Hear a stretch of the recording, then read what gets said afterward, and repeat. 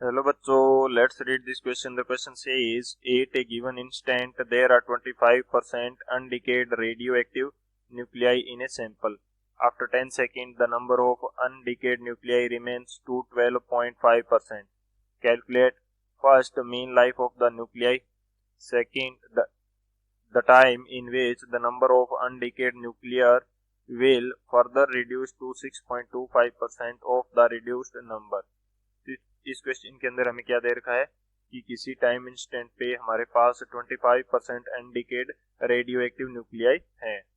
After 10 second the number of undecayed nuclei ये कितना रहता है, 10 सेकेंड के बाद में 12.5% रहता है। तो हमें मीन लाइफ काउंट करनी है और जो हमारा डिकेड या रिड्यूस्ड नंबर है, रिड्यूस्ड जो नंबर है यानी कि 12.5% का फर्दर 6.25% होने में कितना टाइम लग जाएगा ये हमें फाइंड आउट करना है। बात करते हैं की कंसेप्ट की। की कंसेप्ट की यदि बात की जाए, की कंसेप्ट, तो की कंसेप्ट इस क्वेश्चन के लिए फर्स्ट जो की कंसेप्ट हम यूज करेंगे ये हमारे पास हो जाएगा कि यहाँ पे हम लोग देखते हैं हाफ लाइफ जो होता है वो क्या होती है। हाफ लाइफ किसी रेडियो एक्टिव सब्सटेंस की हाफ लाइफ क्या होती है वो देखते हैं। तो हाफ लाइफ वो टाइम पीरियड है हमारे पास किसी रेडियो एक्टिव सब्सटेंस के लिए जिस टाइम पीरियड के बाद में जो एक्टिव नंबर ऑफ न्यूक्लियाई होगा वो क्या रह जाएगा, हाफ रह जाएगा इनिशियल एक्टिव न्यूक्लियाई के नंबर का। तो यहाँ पे मैं स्टेटमेंट की बात करता हूँ, उसके बाद में हमें ये और अच्छे से समझ में आ जाएगा। It is the time period, it is the time period after which it is the time period after which the active number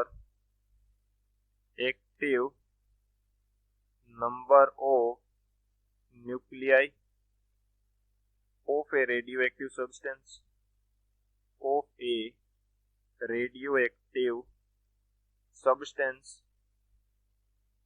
radioactive substance remains half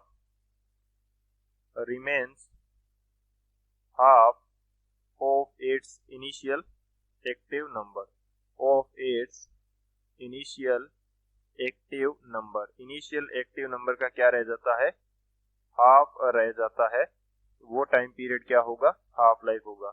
यदि मैं बात करता हूं कि मेरे पास इनिशियली कितनी नंबर थे, इनिशियली एक्टिव नंबर था रेडियो एक्टिव न्यूक्लियाई का वो था n0, तो वन हाफ लाइफ के बाद में एक्टिव नंबर कितना बचेगा, n0/2। सेकेंड हाफ लाइफ के बाद में कितना बचेगा, n0/4। यानी कि हर बार क्या रह जाता है, 50% रह जाता है इनिशियल का। तो यहाँ पे n0 था, यहाँ पे n0/2 हुआ, यानी कि n0 का 50% रह गया। और यहाँ पे n0/4 हुआ, यानी कि n0/2 का क्या हो गया, 50% रह गया। तो ये हमारे पास प्रोसेस रहता है हाफ लाइफ के लिए। सेकेंड की कंसेप्ट की यदि बात की जाए तो ये हमारे पास क्या रहेगा कि हम हाफ लाइफ की जो वैल्यू है वो किस प्रकार से फाइंड आउट करेंगे। t1/2 को बोला जाता है t हाफ यानी कि हाफ लाइफ, और इसकी वैल्यू हमारे पास रहती है 0.693 बाई लेमडा। लेमडा हमारे पास क्या है, lambda is the decay constant, ये हमारे पास रहता है डीके कांस्टेंट। और थर्ड जो हमारा की कंसेप्ट रहेगा वो हमारे पास क्या रहेगा कि जो मीन लाइफ होती है वो किस प्रकार से हम फाइंड आउट करते हैं। मीन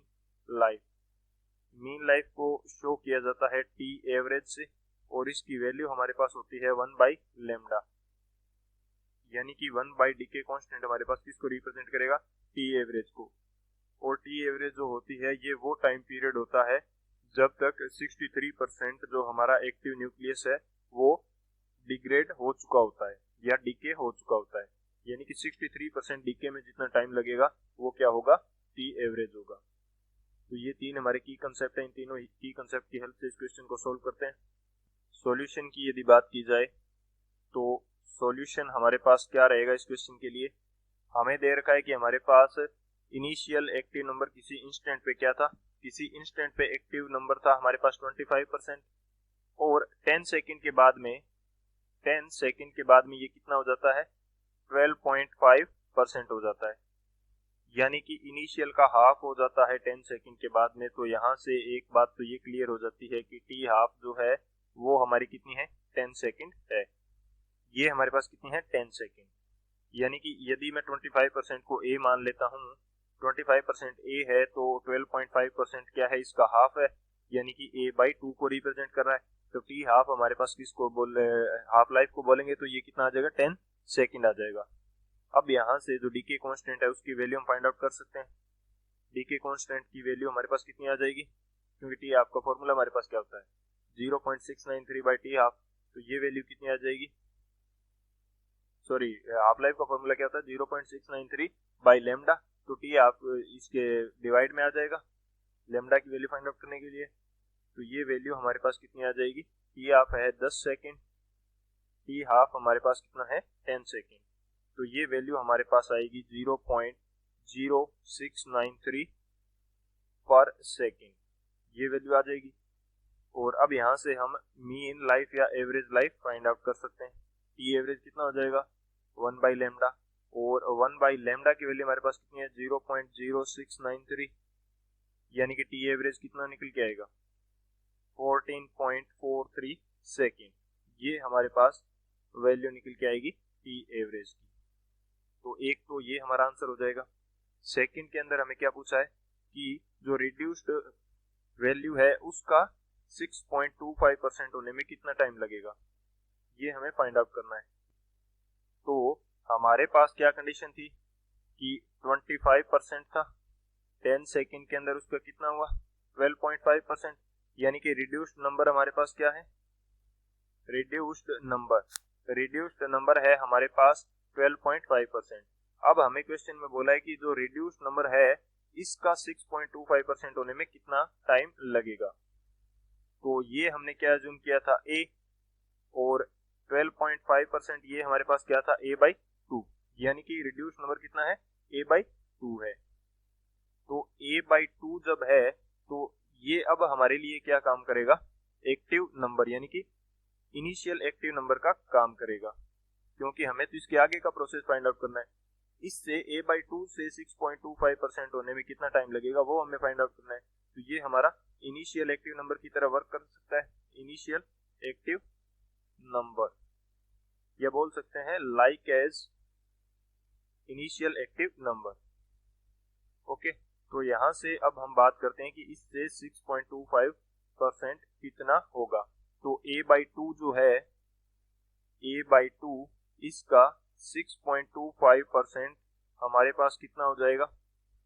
तो जब इस वैल्यू को सॉल्व करेंगे तो ये हमारे पास आएगी a/32, यानी कि हमें a/2 से a/32 होने में कितना टाइम लगेगा वो फाइंड आउट करना है। a/2 से a/32 होने में कितना टाइम लगेगा। तो a/2 मेरे पास इनिशियल है, जब एक हाफ लाइफ कंप्लीट होगी तो इसका हाफ हो जाएगा, यानी कि a/4 हो जाएगा, और उसके बाद में जब सेकेंड हाफ लाइफ कंप्लीट होगी तो a/8 हो जाएगा, थर्ड हाफ लाइफ कंप्लीट होगी तो a/16 हो जाएगा, और फोर्थ हाफ लाइफ कंप्लीट होगी तो a/32 हो जाएगा। यानी कि जो टोटल टाइम लगेगा t, वो हमारे पास क्या लग जाएगा, 4t हाफ।